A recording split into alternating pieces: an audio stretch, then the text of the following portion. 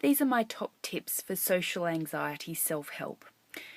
Next time you find yourself in a social situation and you can start to feel that social anxiety beginning to creep up on you, I want you to just give these tips a try and see how they work for you. What have you got to lose?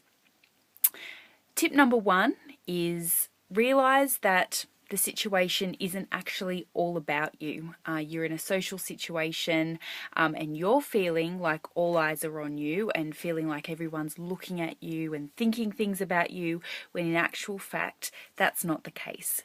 Every single person in that room also feels the same way. They also feel that everyone's looking at them, judging them, thinking about them. So really, there's really not a person on this planet who's not affected by some sort of social anxiety at some stage. So you're definitely not alone. I just wanted to put that out there before I launch into the 3 top tips, which are: number 1, ask a lot of questions. So if you find yourself in a conversation with someone and you're sitting there and you're thinking, I don't know what to say, simple. Ask them the questions. She who asks the questions controls the conversation. So in your mind, have a couple of top questions that you might ask. So questions that I like to ask if I'm at a party and it's someone that I'm meeting for the first time, a great go-to question is, how do you know Charlotte? How do you know the host of the party? How did you meet? Those sorts of questions. Tip number 2 is to really listen to the answers from the person. So people love talking about themselves. They love being asked questions. They love giving answers.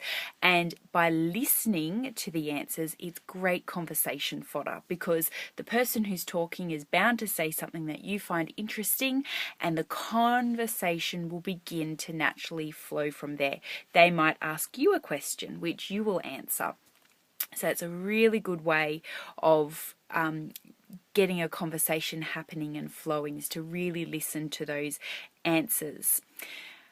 Tip number 3, this is a good energy healing technique that I want you to try before you go into the situation.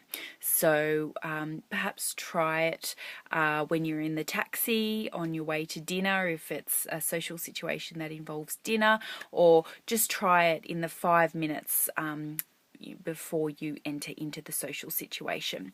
So what I want you to do is to close your eyes and get comfortable. Picture yourself in the social situation, and I want you to imagine a spotlight on you. It's a really strong spotlight, and you feel the heat of it and really feel that spotlight on you, absolutely 100% on you. Now, in your mind, I want you to get control of that spotlight, and I want you to turn it around onto all the other people that are in the room. Shine a big old light on all of them. And that, in your mind's eye and energetically, takes the heat and takes the focus off yourself, so you're more able to focus on other people in the situation, which automatically helps the social anxiety enormously. I hope you enjoyed today's top 3 tips. I'd love to get your feedback. I'm Eva Lane from anxiousrelief.com, and I will see you next time. Bye for now.